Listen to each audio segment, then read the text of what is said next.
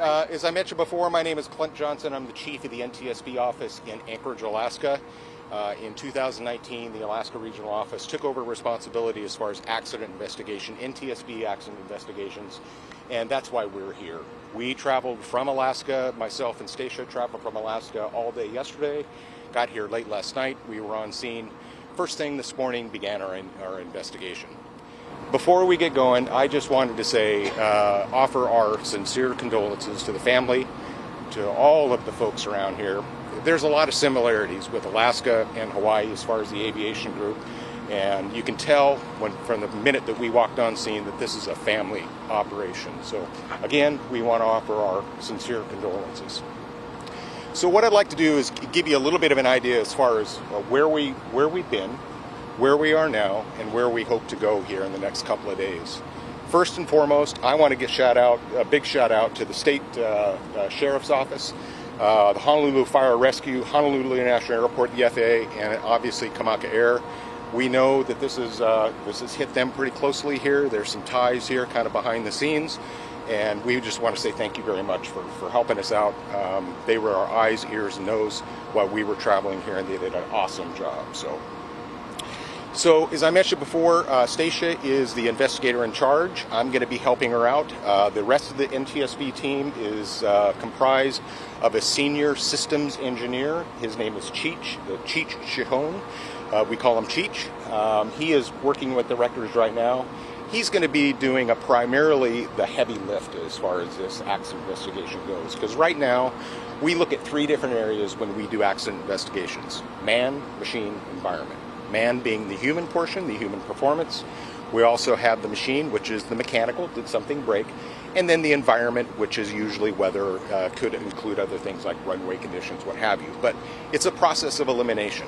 At this point right now, this early juncture, nothing has been eliminated at this point. However, we are putting a big emphasis on the engineering portion of this, the airworthiness, so that's why Cheech is here. He traveled all the way from Washington, D.C., and he's going to be conducting an extensive wreckage examination and trying to find out exactly what happened here with this accident. There's also a number of other folks that are involved in this accident investigation. It's kind of like that tip of the iceberg thing. The three of us are here from the NTSB, but there's a host of people. There's meteorologists, performance engineers, ATC investigators that are also working on this accident behind the scenes and remotely. So there's a large team working on this accident to try and figure out what in heaven's name happened here. So let me give you a little idea of how we got to where we are. So this accident, as you know, happened on Tuesday. This airplane departed Honolulu International Airport on runway 4 left. Typically, from what we understand from the operator and also from our ATC folks, is typically after departure, this airplane would turn to the right. That's what they were anticipating. However, that was obviously not the case. The controller, air traffic controller, questioned the pilot. The pilot indicated that there was a mechanical issue as far as control of the airplane.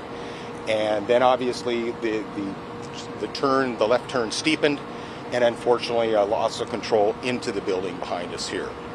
So that's where we've been. Where we are right now, we're working in a building that has been compromised as far as the structural integrity. So we're having to approach this much more cautiously than we would if it was out in the middle of a field. We have the state engineers that are working with us. We obviously, as you saw, have the Honolulu Fire Department here assisting us. There's a number of components in the building and on top of the building. A majority of the wreckage went over the top of the building and into the parking lot. However, we need to be able to recover all those parts and pieces. So without a doubt, we have some challenges here that we don't normally work with, but we are trying to tackle those challenges. We're working with Kamaka Air, their insurance company, and their adjusters at this point right now. And so that's where we are right now. Where we're headed here over the next couple of days, our goal is to try and remove this wreckage after it's meticulously documented. We already have a secure location where Cheech and the rest of the NTSB team and also the manufacturer, we do have an investigator here from Cessna. He's assisting Cheech in that. And our intent is to try and put this airplane back together to the best of our ability. That's how we do how we work. but we're going to try and lay this airplane out and see if there was a mechanical issue, either with the airframe or with the engine. No, nothing has been ruled out at this point. We're still very much in the formative stages of the investigation, but that gives you a little bit of an idea of where we've been, where we are now, and where we're headed. So I'll take questions. Can I ask you, we've had plane crashes in the past where there's much more fuselage. Obviously, just even if you're not a professional, it looks like there's not much left of this plane. How does that impact your investigation, not having a complete plane or larger pieces of the plane? Sure. So just to clarify the question so everybody knows what it is, you're asking is, as far as the damage to the airplane, is that going to hinder our investigation? Yeah, obviously the airplane is highly fragmented. No ifs, no ands, no buts. There's no way to candy that up. That obviously complicates our investigation. However, Cheech is probably one of the best. So we are, again, he's the one that's going to be doing the heavy lifting on this one. But we're confident. We have a lot of information that's coming in. We've got lots of witnesses that have come forward, a lot of witnesses, as well as high definition video. So I'm pretty confident that we're gonna document this wreckage. I'm hopeful that we can find out what happened here, and so I hope that answers your question. What about a black box or kind of recorder device? Is there anything like that here? Right, so just to clarify the question here, did this airplane have any kind of regular recording device, cockpit voice recorder or flight data recorder, black boxes? No, unfortunately not. It's not required for this type of airplane. However, the caveat to that is there is what we refer to as NVM, or non-volatile memory. There's certain components in this airplane, whether it's GPSs, trend monitoring, engine trend monitoring devices, that we can actually recover if they're not too badly damaged. We could send those to our vehicle recorder lab. They can download those things, and they can give us a glimpse into basically what happened in those final seconds. We're looking for those boxes right now. We know that there's a couple on board. However, as you can see from the condition of the wreckage there, highly fragmented, it's going to be a chore to be able to find those. Some of those boxes are the size of a package of gum. Some of them are a little bit bigger than that. So that's what we're looking for right now. There's a lot of structures around here. There's a lot of people around here. There's a fuel tank right across the street. As a layperson, I feel like this could have been a whole lot worse. What's your guys' initial assessment of that? Yeah, so just to clarify the question, there's a lot of things around here, fuel tanks, light rail system, to name another one, the highways. Yeah, I mean, as horrible as this accident is, and we never want to lose sight of that, this could have been a lot worse. It could have been a lot worse. And once we start looking at the layout, the trajectory of the airplane, the trajectory of the wreckage, I agree 100%. This could have been a lot worse. Leave it at that. How important is, we saw dash cam video, how important are videos like that? It seems like so many people now have that sort of capability, whether it be in their cars, on dashes, things like that. I know you guys put a call out to anyone who might have video. How important is that for you? And as someone who's done this investigation over a number of years, how has it changed the way you guys look at crashes? So the question is how does video, cell phone, high definition security cameras, how does that change our investigation? In some cases, and a lot more just recently here, it's invaluable. We have lots of video from dash cams, high definition security cameras. Obviously, what we'll do with that data is we're going to collect all that. And we actually send that data off to our vehicle recorder lab, and they're able to, in some cases, if it's sound, they can tell us the RPM of that prop, believe it or not. It's called sound spectrum analysis. So those pieces of data, whether it's video, sound, or whatever, are invaluable. So again, just to stress, if there are any videos or even sound recordings, if you can forward those to us, get a hold of one of us. The way to get a hold of us, the easiest, is witness@ntsb.gov. Witness@ntsb.gov. That's the best way to get it to us. It's either going to come to Stacia or to myself. But if those files are available out there, I definitely ask if we could maybe get those forwarded to us. What can you tell us about this type of aircraft and previous crashes that it's been involved in? So the Cessna 208 is kind of the workhorse. I mean, harken back to Alaska there, that's kind of that's the one in Bush, Alaska that is kind of taking the place of the older airframes, the older airplanes out there. It's a tried and true airplane. It's been around for a long time. This airplane is what we refer to as a 208B. So it has a very large turbine engine in it. This is turbine-powered turboprop. So, as far as past crashes, we're really not at that juncture right now to see if there's any similarities. We will get there, but obviously this is a well-known airplane, a well-known workhorse, not only in Alaska but worldwide, and Hawaii. Can you talk about what you would be looking for to determine whether it's pilot-related or engine-related, mechanical-related? Yeah, we are way too early to draw any conclusions. We're kind of like the puzzle solvers. We're still looking for all the pieces at this point. We haven't even got to the point of putting that puzzle together. So stand by. We are working on it. Our signature trademark is to deliver very detailed, accurate accident investigations and then determine probable cause. And by golly, that's exactly what we're going to do here. Can you say what pieces you've recovered so far? So as you can see before you folks got here, there was some debris from one of the wings on the building. The Honolulu Fire Department was kind enough to take 2 of our investigators up there to be able to recover some of those parts. They're basically wing parts. We also had the Sheriff's Department, I believe it was, had their drone out here. They not Honolulu Fire. Honolulu Fire brought 2 of their drones out here, which is amazing. They were able to give us a bird's eye view of all of the damage, all of the debris that's on the roof, on top of being able to go into the building and actually look in the building, fly their drone inside the building, which is amazing. I mean, that's an extremely valuable tool for us. And you guys haven't gone into the building Yeah. to be the structural No, integrity? we've been inside. Yeah, we've been inside the building. The majority of the damage is in the stairwell to the roof. So not a lot actually in the building, but in the stairwell, which has been severely compromised.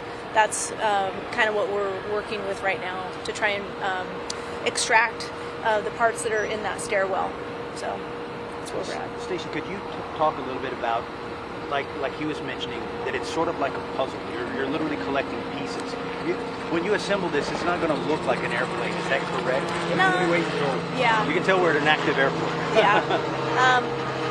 Just like Clint said, there's airworthiness pieces, operation pieces, and weather pieces. Right now we're kind of in the information gathering phase, and we're just trying to collect everything, and then over time we put it all together in our puzzle. So we're still collecting parts of the airplane. We're getting witness statements. We've already had meteorology give us reports. And so now, again, we're just literally gathering information. And that's a big part of our investigation is this phase. So, Do you know how long it's going to take?